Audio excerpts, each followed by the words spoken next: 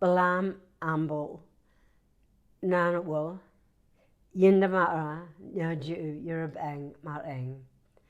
I've just said in the language of my people, the Wiradjuri, I pay my deep respect to the Ngunnawal people on whose land I am coming to you from today, in what is a very cloudy and wet Canberra afternoon. I want to pay homage and honour and pay my respect as well to the many lands on where you're sitting, watching or participating in this webinar today. I know you're from all over the country and therefore pay my respects to the lands that you're from. Can I thank Pat Dudgeon, someone I've known for a very long time, for the invitation to speak today in the webinar. And I also say hello to Tom Calmer, whom I've also known for a very long time, and Jennifer McGrath, whom I know is participating in this webinar. Please forgive my nasally voice. I'm getting over a really nasty flu, and it is now a very nasty cold. So I'm not sounding my best today. So please forgive me. Hello to all the state and territory representatives, the many experts that are there today, and any ministers or ministerial staff that are also participating. You know, suicide, as we all know, has a deep and profound impact on our families and the wider community. Every death by suicide is a heartbreaking loss. For those joining us today who have experienced a suicide close to you, can I also offer you my deep regard and condolences. I hope that by talking about suicide, sharing experiences, being open to our feelings, and sharing resources such as the manual, we can break down stigma and collectively support each other in this very, very tough topic. We can reach out to someone in distress, offer them the helping hand they need, and start the journey of healing. We know how deeply this runs in our communities. I lost my own son 3 years ago to suicide.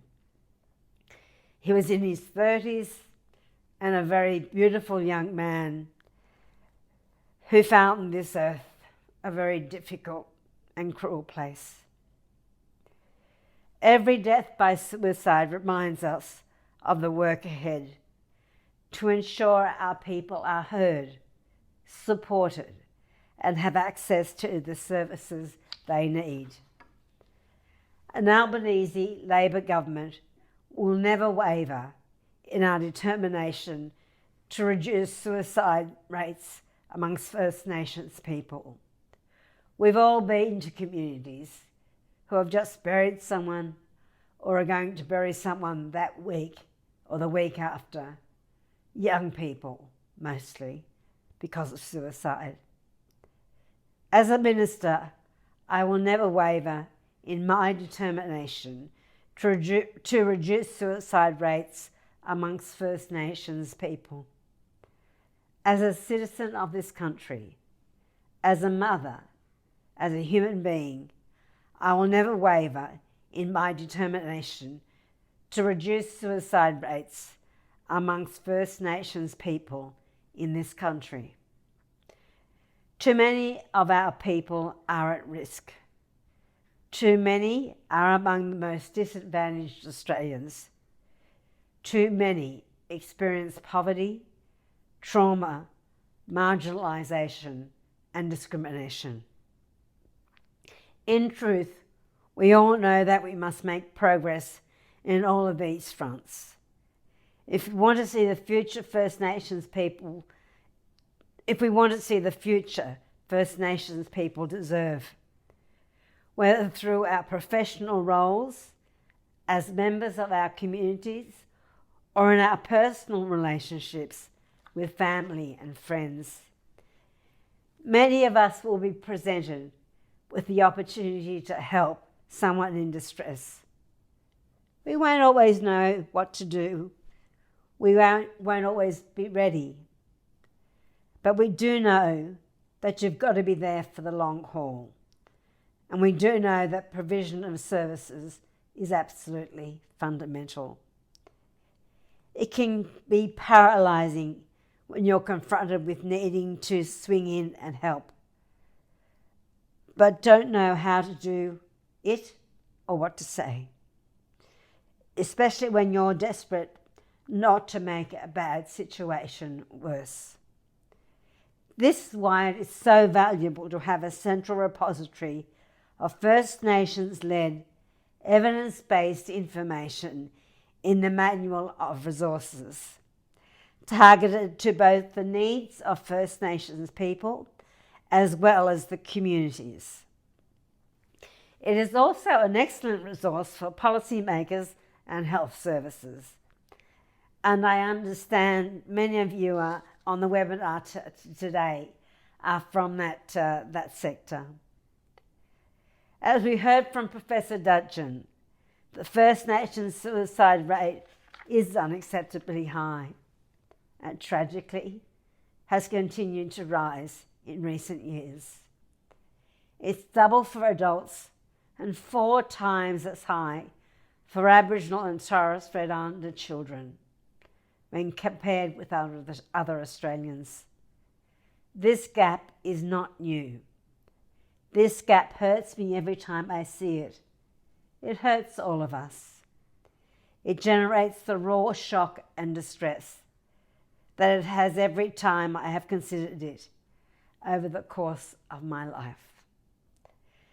These statistics hurt because they represent people in pain, people we know, families who need to put the pieces of their lives back together.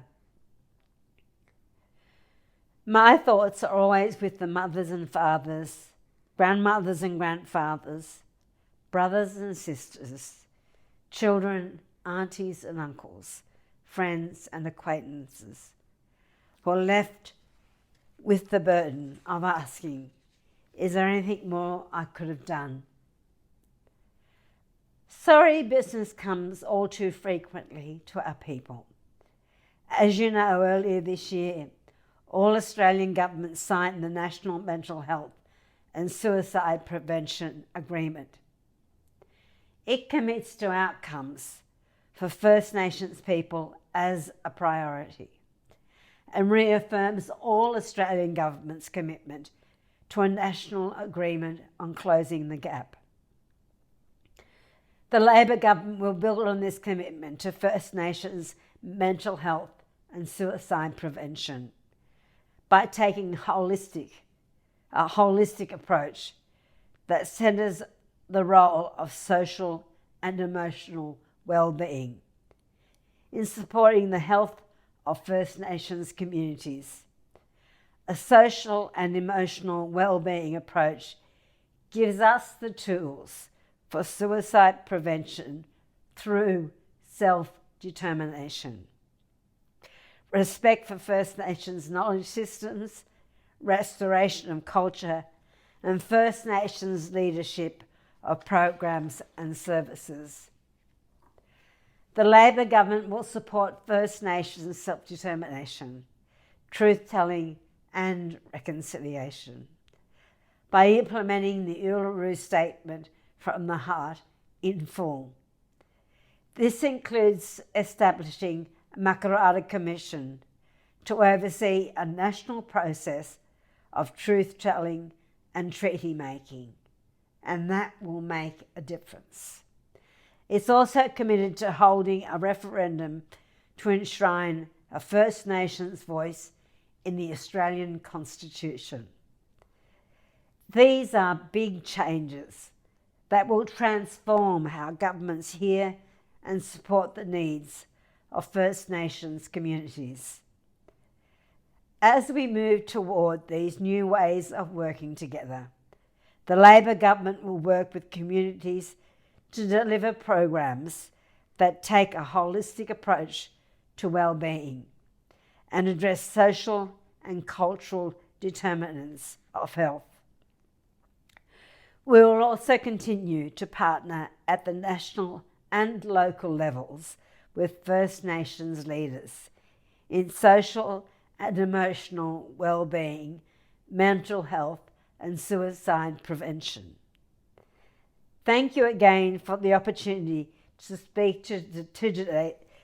My breath's running out. Thank you again for the opportunity to speak to you at today's event. And thank you, Professor Dudgeon, and your team, and all involved in the development and continual practical iteration of this valuable resource. Thank you so much. I'd really like to thank the Minister for her heartfelt and warm support, and also the commitment of the new government to act on these principles of self-determination and justice for our people.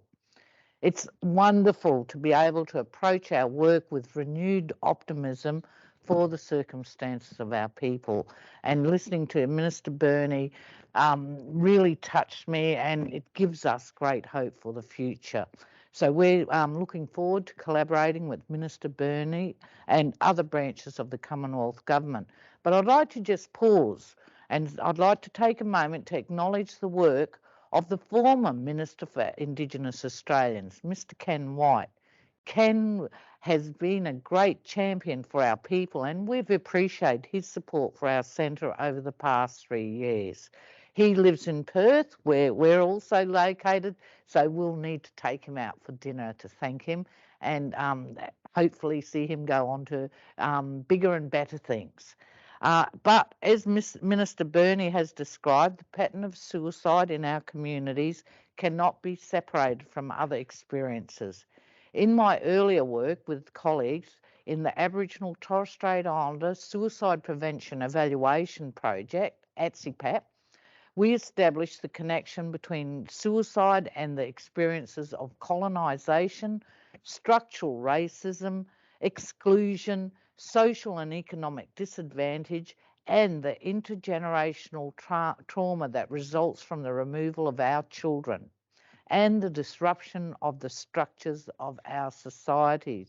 So this is no longer debatable. This is a very real cause in Indigenous suicide.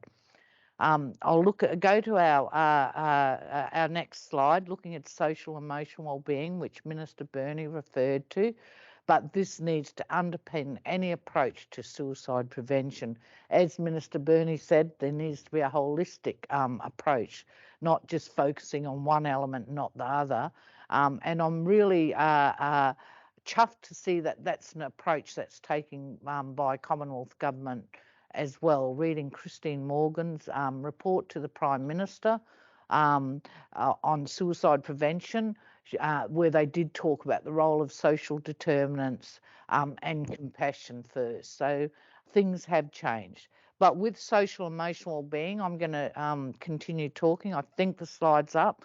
We described how these experiences undermine Indigenous people's social emotional well-being, and that which encompasses the health of our bodies, our minds, our spirits, families, communities, countries and culture, as you can see in the model that is being presented.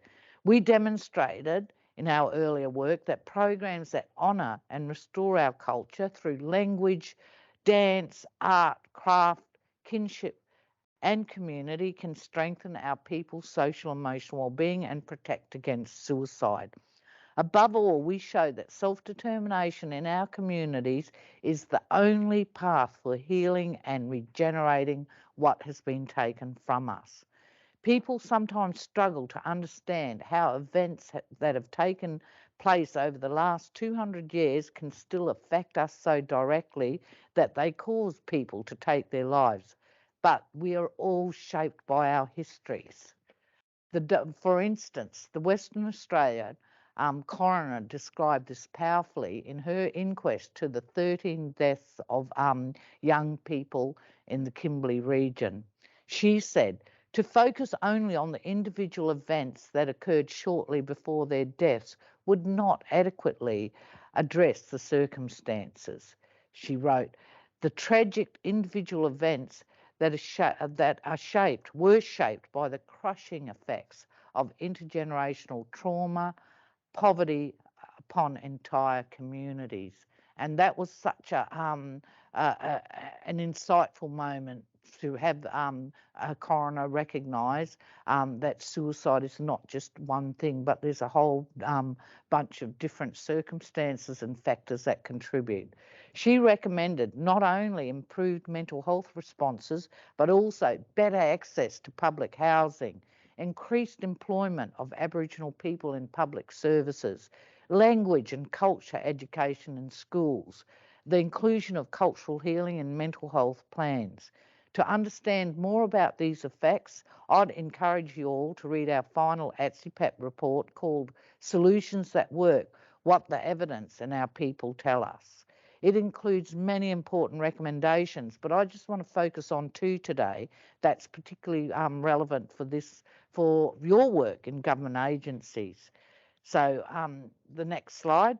All this recommendation, the first recommendation that I think is particularly relevant, is that all Indigenous suicide prevention activities should include community-specific and community-led upstream programs that focus on healing and strengthening social emotional well-being, cultural renewal, and improving the social determinants of health that can otherwise contribute to suicide behaviours, with an emphasis on trauma-informed care. The next recommendation that I think is relevant is that all mental health service provider staff working with Indigenous people at risk of suicide within Indigenous communities should be required to achieve key performance indicators in cultural competence and the delivery of trauma-informed care. These services should also be required to provide a culturally safe environment. ATSIPAT, I'm glad to report, has been highly influential, and its ideas has underpinned many the centre of national and state Indigenous suicide prevention policy.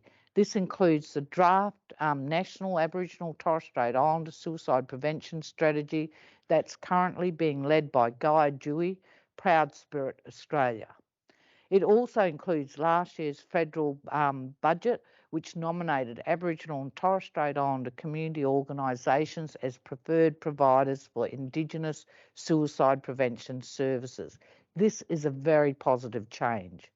And it includes last year's final report of the National Suicide Prevention Advisor, Christine Morgan, whose powerful work I acknowledge.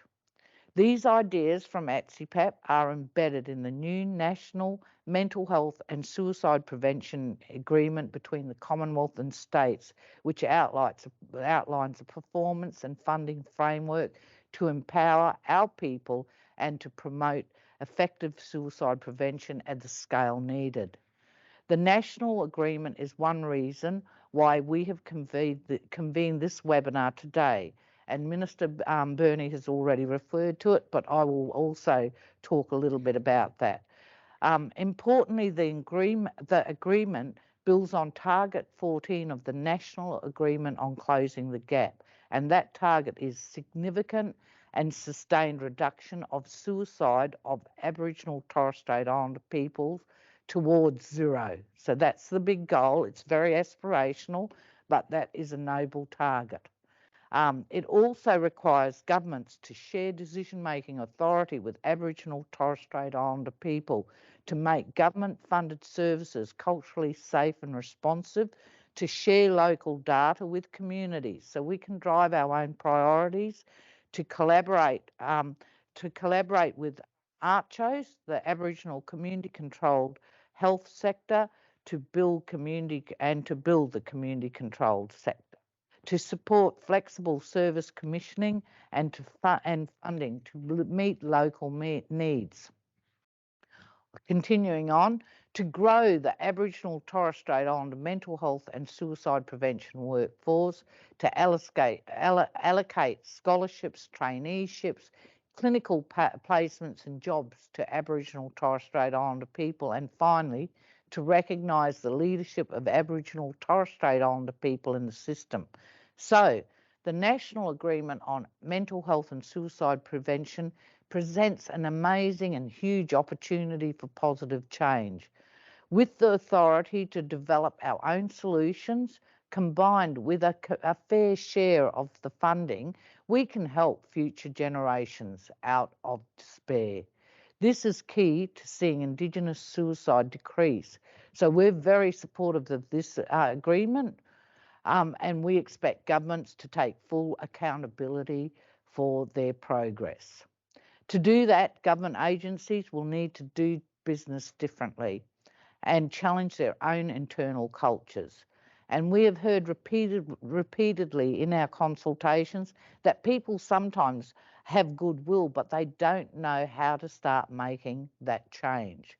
And that's why we developed the Manual of Resources for Aboriginal Torres Strait Islander Suicide Prevention, bringing together resources that embody the ATSIP principles, making them accessible and enhancing their potential to save lives.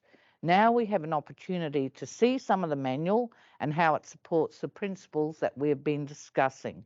So, as Pat has described, the intention for the manual is to build on the strengths of PATSISP and all of those other foundational works and to offer practical guidance in a variety of situations.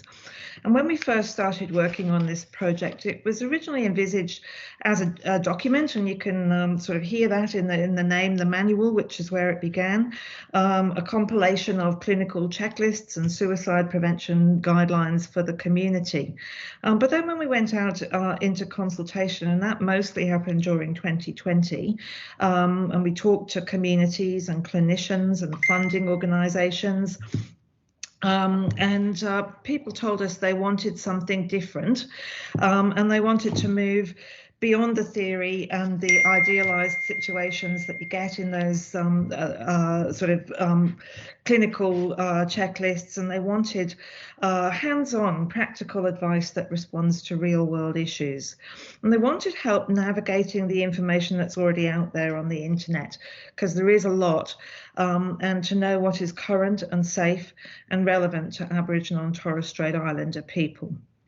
The manual is a collection of resources that we have curated to meet those needs, and it is presented in 3 sections, which I'm going to just move down to now.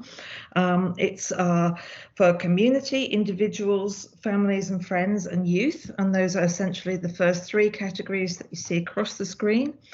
For clinicians and other workforces, that 4th category, and for funding and commissioning agencies, and that is the primary health networks. Initially, as Pat's described, we've had a strong relationship with them, but increasingly also the LHDs and LHNs, where many people today are from, and really any other government or non-government agency that's doing commissioning at this scale.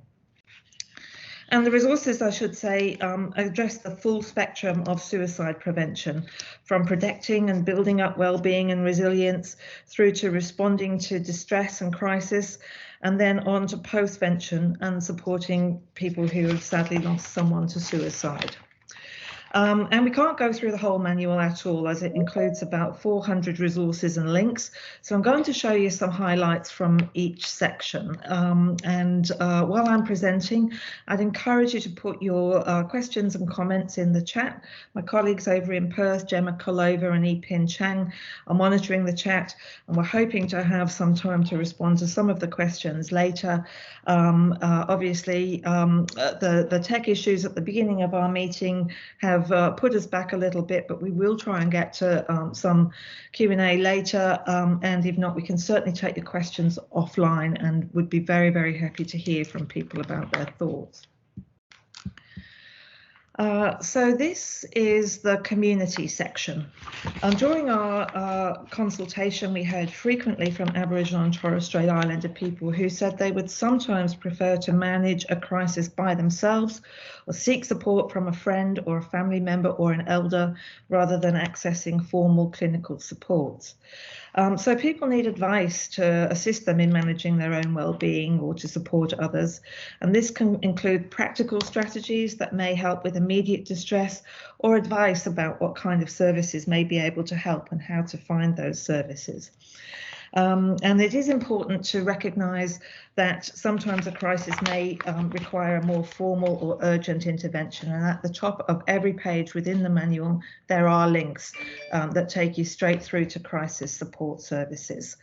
And you'll see here that each of the community resources are laid out visually with an icon above each one. This icon is for a longer document. It's got multiple pages. And here you can see a shorter document represented by one page there, and multiple video documents, also a podcast, and an app which is demonstrated there by a smartphone. And so there is a focus on multimedia resources, and that was probably against our original expectations. But when we talked with communities, people told us that they wanted video, audio, and multimedia resources rather than only written advice. So the manual includes a lot of these, and they're especially focused on strengths-based stories where Aboriginal and Torres Strait Islander people had described what's worked well in looking after their own well-being or the well-being of people around them. And people also told us that they wanted resources that will work well on a mobile, sometimes because people experience poor reception in remote areas, and also just because people are on the go. And it can be frustrating if you start downloading or streaming something that turns out not to be what you need.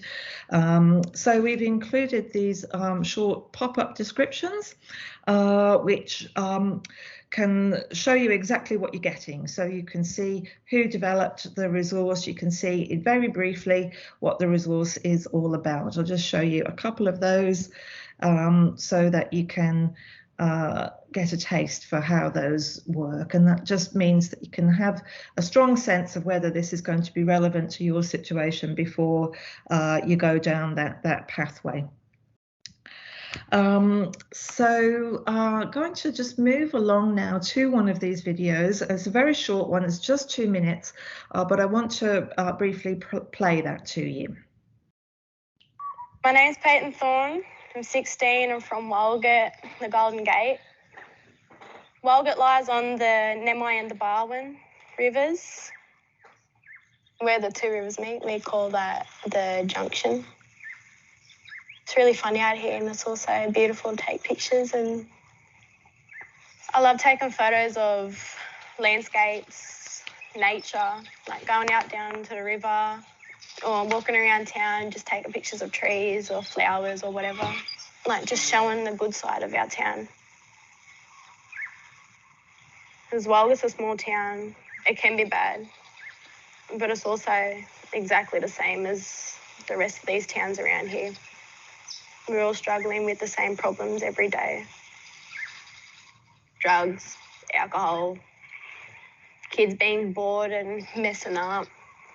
Nobody's really getting out there and doing anything about it. We need more support in this town, not only from our community, but from others.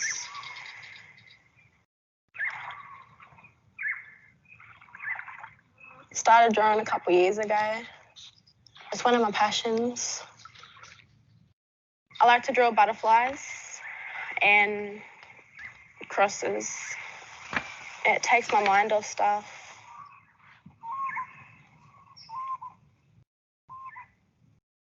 Drawing is and will always be a way that I can fight and help myself get through every day. If you're down in the dumps, do something that makes you happy and what you love. And be a fighter. Keep your head up and stay strong.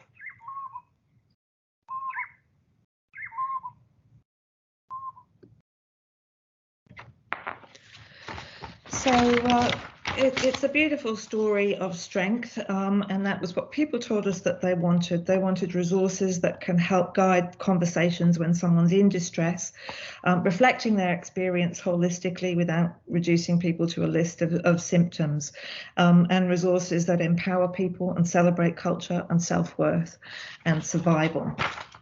And we shared these as community resources, but one thing that I'd just like to point out, as we've shared the manual over the past year, we also heard that these videos can be really valuable for frontline suicide prevention and social and emotional well-being workers. So if you play this video with a young person, it can prompt a conversation about their experience, what they can draw on to stay happy and strong. So we think that there is still a lot to learn about how video and multimedia can be used to support that wellbeing practice, and we're eager to explore that angle much further. Also, I'd really urge people to have a look right through the manual, not just in your own immediate category, but have a look in these other areas such as the community area, and tell us what works for you and how you're using it, and we can use that information to expand and refine the manual over time. Want to move on now to the section for clinicians and other workforces. You'll see a number of sections in there, but essentially clinicians told us they needed guidance about how to support people in a culturally responsive way. And some people said that they understood in theory how to do this, but in practice lacked relevant experience and were very nervous and anxious about supporting Aboriginal and Torres Strait Islander people. And some people told us that they lacked even basic knowledge about how to do that. And another project of PATS is about ensuring university psychology curricula include appropriate content about supporting Indigenous people. And we do want over time for all professional training to become culturally responsive. But we also need to recognise that people change jobs and they change careers and they move from other countries to work in Australia. So there'll always be a need to make this understanding available, even if we do our absolute best with the curriculum. So we've included really basic information on cultural respect and self-care for practitioners, and we've also included video resources here for clinicians and workforces to show what a culturally safe consultation with a client might look like. And on that front, I just want to play you a short extract of this video from South Australia. Engagement can be very difficult for a lot of clinicians. I think you can all agree. And I think having that connection as being another Aboriginal person to support that person during those beginning stages of engaging with the client is really important, and to make them feel more comfortable and safe to share what's going on for them at the time. Yeah, I can only speak from my experience. You know, working aside with the clinicians is, you know, having that Aboriginal face right from the get-go has been extremely important, because as Jamie has already identified, that it's about making a connection. It's about understanding the, you know, the intergenerational trauma history. I think the other layer of all of this is that, you know, if we take a step back, we work with young people with issues around mental health, but have also been in the custodial setting or through the criminal justice system. And we have to think that historically the two systems that have been really quite unjust to Indigenous people are mental health services and police and corrective services. So I think there's that other layer. There's this historical stuff. There's certainly the more contemporary stuff, but also the issues that Charmaine and Jamie have just addressed as well. You get what's happening. And so, you know, they may not have to tell you the entire story because you've already got an understanding. So they can actually just cut straight to the chase of, look, this is what's going on. And I think it's just so powerful having meaningful engagement and cultural and Aboriginal engagement right from that front door sort of thing, just to get the family comfortable and, yeah, I suppose just build that rapport straight up. Yep, absolutely. So you can see first-person experiences of Aboriginal and Torres Strait Islander clinicians working in the system about what they have found valuable in terms of supporting people around them. We've also summarised the policies and position statements of the main Indigenous and mainstream colleges and peak groups in relation to their Indigenous clients and patients. And I think that's really useful in helping individual practitioners understand what's expected of them as a member of those professions.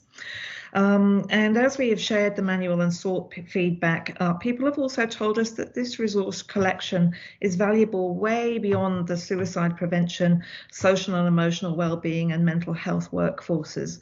And we've heard that these materials have been used by teachers and family support workers and in the justice system.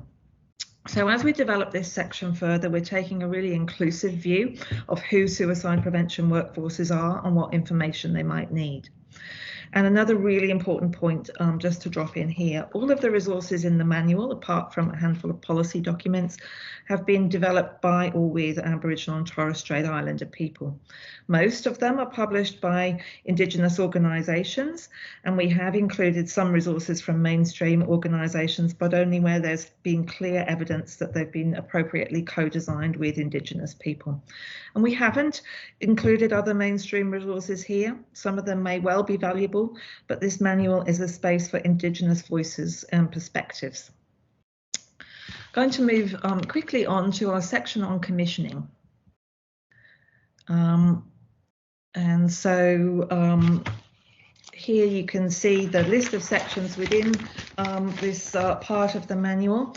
It's our third and final section, and it's been developed to support culturally responsive service commissioning. So very relevant, I would think, to many people on this meeting today. And it was originally created for primary health networks. So you can see a lot of PHN language here, because we've done a lot of PHN, of work with PHNs, and they have long-standing responsibilities to collaborate with the community controlled health organisation sector and work under Indigenous governance in commissioning primary mental health and suicide prevention services. And we've seen some great work from this sector, though as a whole, it's probably fair to say that the progress has been patchy. And I want to be clear here that Pat and the Centre support direct funding of Indigenous community organisations to deliver services to Aboriginal and Torres Strait Islander people. As Pat mentioned earlier, those preferred provider agreements are starting to be embodied in policy. We're seeing some really good moves in that direction. But until that becomes a universal policy and practice, it's a responsibility of government agencies to commission services in ways that support communities' leadership and self-determination. And we think that most of the resources that we've collected here for PHNs are just as important and relevant for the state government agencies represented here today, and large NGOs and other mainstream organisations that fund services in Aboriginal and Torres Strait Islander communities. So we've brought together some policy resources, including some detail on closing the gap and how that relates to suicide prevention, and the national agreement that Pat mentioned earlier. We've included reconciliation action plans from some of the PHNs, which I won't go into in any detail now, just watching the time, but really an absolute mine of great approaches to working in collaboration with local Aboriginal and Torres Strait Islander community-controlled organisations. So please do have a look at those. And a guide to the Indigenous suicide prevention trials at both a national and a state level.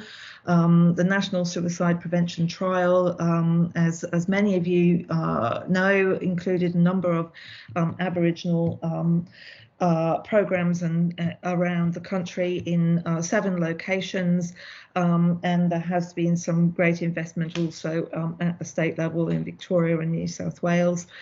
So this includes a map of those and some links through to the detail of those suicide prevention trials. So please do have a look at that. But I do want to move on to show you some interactive elements that we have developed to support culturally responsive commissioning. I'm just going to flip over to my next screen here. So these tools and checklists have been developed as an interactive toolkit to step people through the commissioning process and allow them to evaluate their own cultural capacity in doing so. And they're the centre's response to the comments that we hear from some agencies that they do support culturally responsive commissioning principles, but find it hard to translate them into daily business practice. So you see here that we've got 5 of these tools, from planning, a suicide prevention activity, building organisational capacity to work under Indigenous governance, ensuring Indigenous perspectives are embedded in operations, our daily work, doing commissioning that empowers Indigenous organisations, and holding ourselves accountable for our success in doing all of the above. I'm going to move on to one of those checklists now. I'm just going to go through to the 4th one. We could have taken any of them, but commissioning that empowers Indigenous organisations. So all of these questions are derived either from the PATSISP report that Pat mentioned earlier, or Pat's Indigenous governance framework developed with Black Dog Institute and other foundational documents. So we ask these questions in this online form, and people can fill them in. So, first question: where practical and supported by the community, do we give ARCHO's preferred provider status rather than competitive tendering for Indigenous social and emotional wellbeing and suicide prevention services? So here's one that I prepared earlier. Yes, we've recently adapted our commissioning processes to support direct contracting of relevant ARCHOs for suicide prevention services. So the answer can be as long or short as you wish. I've filled in a couple other answers here. And a final answer here. So you can just see how people would fill in those forms. And once you've gone through those forms, which are really prompts for you to evaluate your own way of working, you can then compile them automatically into a document at the end, which I won't do just now, again in the interests of time. But that, if you go through the print checklist at the end of that document, that will prepare you a really nice manual branded PDF of your responses. And together, if you go through all of those tools and do those printouts, it creates the business case for what you need to do next in appropriate commissioning with Aboriginal and Torres Strait Islander people and communities. And that business case can be used in organisations to persuade others, including your executive and your boards, about what needs to happen next. And so finally, I just want to draw your attention to these stories of positive commissioning. These are always wonderful. It's great to be able to show these because these are just 3 examples of some really creative commissioning that a number of PHNs achieved in collaboration with their local ARCHO groups. That sort of get around the restrictions, I suppose, of government commissioning, which can be very, very rigorous, appropriately in terms of, a quishel of money, but can also be quite stifling in terms of, the way that people want to work. Again, we're sort of coming to the end of our time together, and I won't be able to show you in detail any of those, but I will urge you to come back and have a proper look at those, because they really are quite inspiring. And we would love to include additional examples of where this is happening in practice. So please do tell us of anything else that you know from an example perspective of things that you've done in your area, collaborative commissioning with the ARCHO sector or with other Aboriginal and Torres Strait Islander groups. We would love to flesh out this section and include more of these stories. We will be doing other presentations as we move forward and refine the manual. There will be lots of other webinars with great speakers happening, so do watch the space, watch the Centre's social media pages and websites. And thank you for the wonderful supported comments in the chat. And we will be, if you do have questions later, do contact us and we'll respond to it. Now we're at the end of our webinar session, and I'd like to thank everyone again. This is a living document. We're committed to updating and expanding it so the manual can become a very useful tool in promoting well-being and preventing suicide of Aboriginal Torres Strait Islander people. The manual is here to support your work, and we want to know what you think. So don't hesitate to send any kind of feedback, whether it's positive or critical, because that can only refine our manual. And we will work through the other comments that when they come in that we did not have time for. But please stay in touch and give us your feedback and your suggestions. But until then, thank you everyone, and stay in touch, and goodbye.